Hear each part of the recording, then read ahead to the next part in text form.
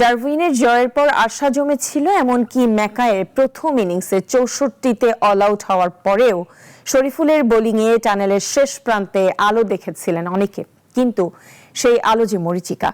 দ্বিতীয় দিনের পুরোটা শেষ হওয়ার আগেই ইনিংস ও ৫১ রানে হেরেছে টাইগাররা। তাতে ম্যাকাই টেস্ট রেকর্ড বুকে জায়গা করে নিয়েছে ইতিহাসে চতুর্থ স্বল্পস্থায়ী টেস্ট হিসেবে। গ্রেট ব্যারিয়ার রিফ এরিনায় টেস্ট শুরু হয়েছিল শনিবার। ম্যাচটা শেষ হয়ে গেল আজ রোববার চা বিরতির পর আর ৩ বলের মধ্যেই। ডারউইনে না পারল ম্যাকাইতে এসে শেষ পর্যন্ত ২ দিনে বাংলাদেশকে টেস্ট হারানোর হুমকিটাই বাস্তবায়ন করে দেখালো অস্ট্রেলিয়া। এই প্রথম ২ দিনে টেস্ট হেরেছে বাংলাদেশ, আর ক্রিকেট ইতিহাসে এটি ২৮তম ঘটনা। সবশেষ গত বছরের অ্যাশেজে পার্থ ও মেলবোর্নে ২টি টেস্ট ২ দিনে শেষ হয়েছিল।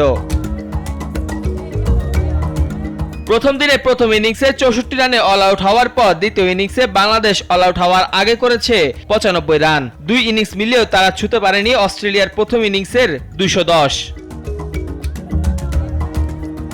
২ ইনিংসেই ১০০-র কম রান। টেস্ট ক্রিকেট যেটি দেখলো ২১ বছর পর।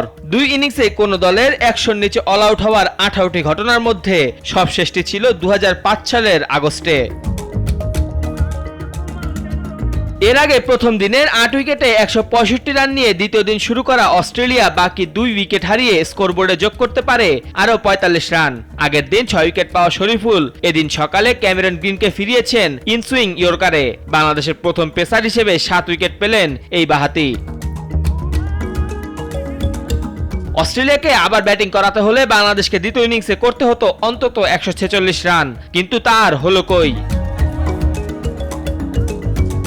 অধিনায়ক শান্ত আর অপরাজিত থাকা মুশফিক বাদে বাকি সবাই ফিরেছেন এক অঙ্কের ঘরে। মুমিনুল আর লিটন তো রানের খাতায় খুলতে পারেননি। তাতে টাইগার ব্যাটারদের সামর্থ্য প্রদর্শনের ধারাবাহিকতা নিয়ে প্রশ্ন উঠে গেল আরেকবার। মেহেদী হাসান মুন্না, নাগরিক।